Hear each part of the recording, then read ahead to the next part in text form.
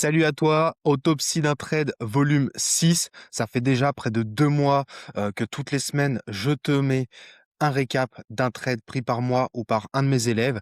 Si tu es habitué, c'est super, je sais qu'il faut que je continue ça. Si tu me découvres tout juste, tu auras l'autopsie d'un trade volume 5 juste au-dessus de moi. Tu pourras directement la voir ensuite si tu le souhaites. Ça fait 2 semaines que je suis sur le DAX, le GR30, GR40, c'est la même chose. Je voulais retourner un petit peu sur le forex. Et là, je vais te parler d'un bail qui a été pris par un élève sur GBP/USD lundi. Ce bail était super intéressant, tant en termes de narratif qu'en termes d'exécution. Ok, on passe sur les graphiques. Donc, voici le bail pris. Ici, un très bel achat pour aller chercher ces niveaux-là. Et si je fais dérouler le prix, tu verras que le prix ensuite a fait quoi? Il est descendu. Tu vas comprendre pourquoi. Je pense que ce que tu veux surtout, c'est comprendre, ok, pourquoi il a pris ce bail, comment il l'a exécuté et pourquoi il est allé chercher ce niveau-là. Donc, on va se le faire à la mode replay.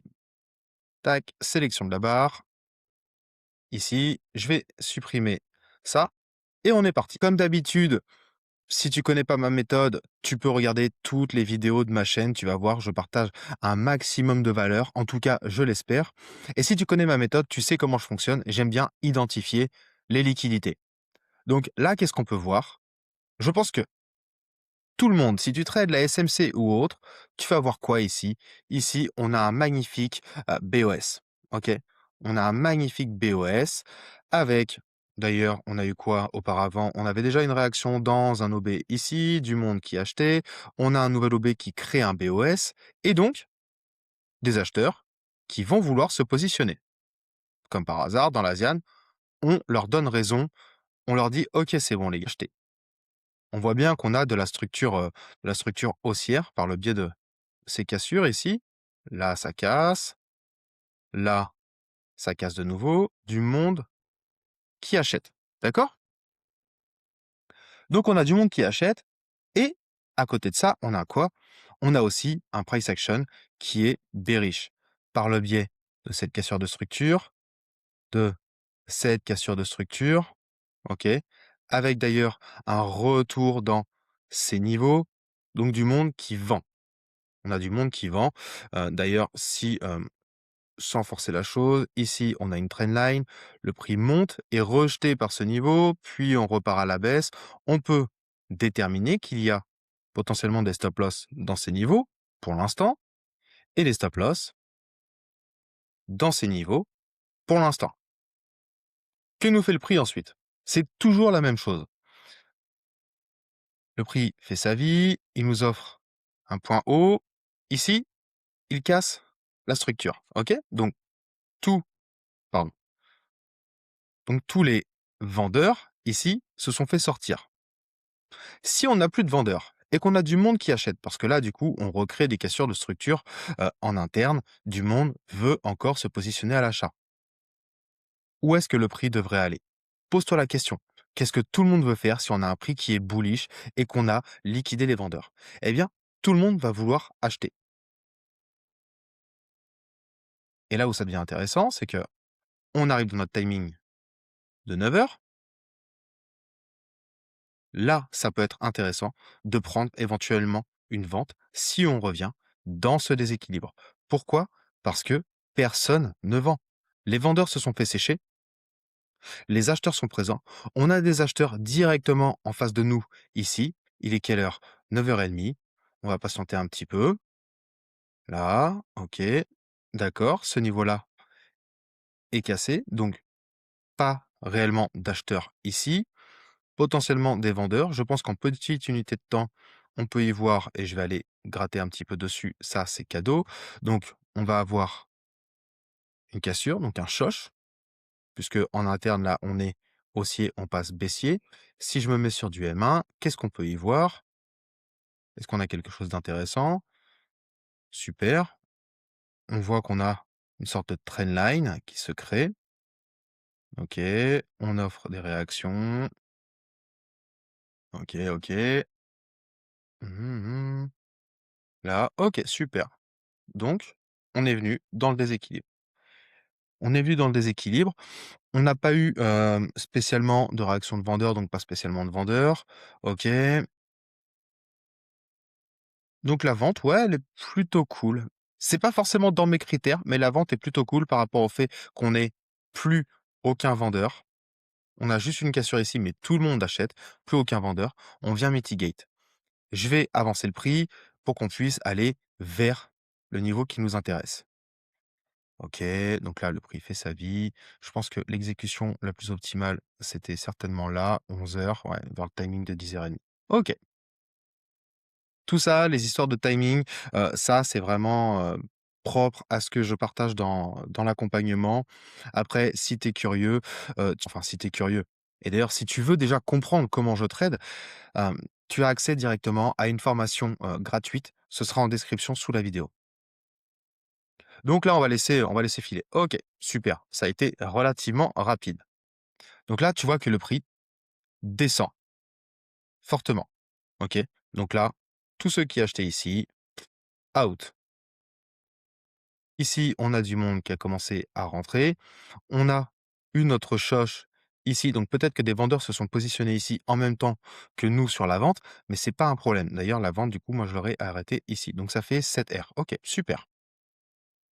Et on n'oublie pas que tous ceux qui voulaient acheter là-dedans font quoi? Retournent leur veste et se disent: «Bah non, en fait, on n'est pas bullish, on est bearish». Donc ils vont vouloir maintenant vendre ici. Mais à ce moment-là, tu n'en sais rien. Donc on a un prix qui se contente de couler. Il coule, OK. Là, OK, super. On commence à avoir une réaction et tu vois qu'on est venu tout juste sécher ce niveau-là aussi. OK, ça, c'est intéressant et je pense que effectivement, j'ai manqué le bail de Manu. Donc je te remettrai directement le screen. Manu, lui, il est rentré, on a eu le prix qui est descendu, on crée ce haut et ça, si tu regardes, c'est un tout petit order block qui a créé ensuite la cassure de structure. Là, ici, on est venu péter la structure majeure. Depuis quoi? Je vais mettre en replay pour que tu puisses voir précisément à quel moment il a exécuté. Et franchement, c'est une exécution qui est assez pixel. Il y avait d'autres moyens d'exécuter par la suite. Donc là, on a notre order block, le prix revient dedans, puis on casse. Là, cassure de structure. Il y a déjà du monde qui veut vendre là-dedans. C'est aussi simple que ça. Les algos se déclenchent, ça veut vendre. Les stratégies SMC vont vouloir vendre dans l'OB qui a créé la cassure. Ça devient intéressant. On n'a plus d'acheteurs. Je te le rappelle que les acheteurs étaient positionnés avec des stop loss ici et ils se sont fait broyer. Donc, plus d'acheteurs, du monde veut vendre. On a déjà des vendeurs qui vont vouloir se positionner ici. Comment on le sait? Parce qu'on a créé une cassure de structure à la baisse majeure que tout le monde voit. Et donc, tu as déjà du monde qui veut suivre le mouvement. Donc là, ça va se passer assez rapidement. Le prix remonte. Pour l'instant, tu vois qu'il ne délivre pas de déséquilibre. Donc, rien d'intéressant. Là, ça va devenir intéressant. Là, on a du déséquilibre.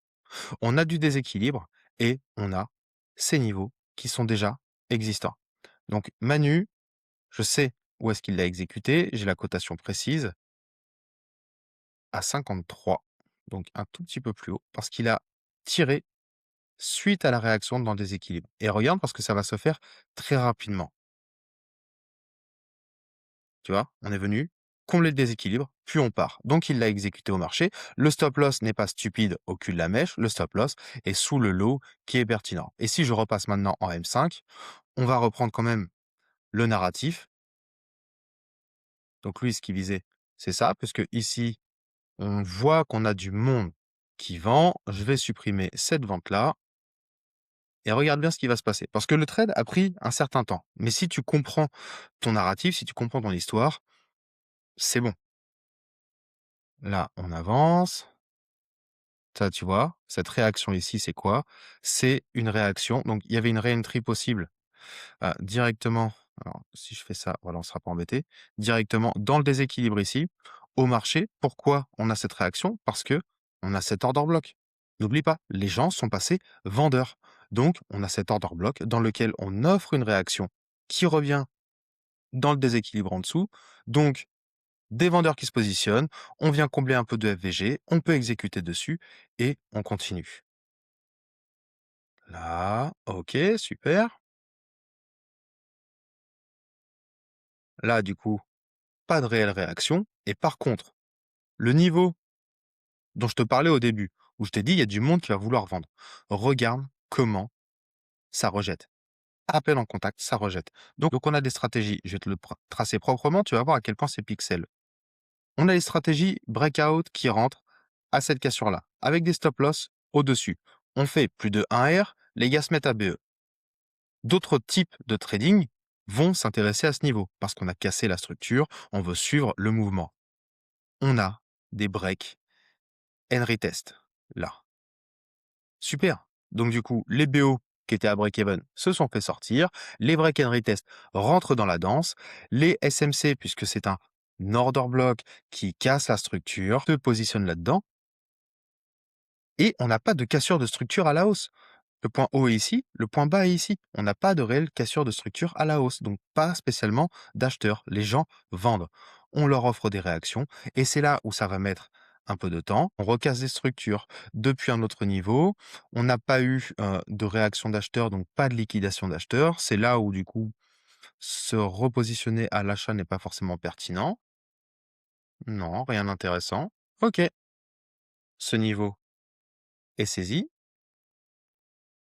Donc là, ça y est, le niveau est sauté. Plus de vendeurs que des acheteurs. Le prix peut faire quoi ensuite? Il peut redescendre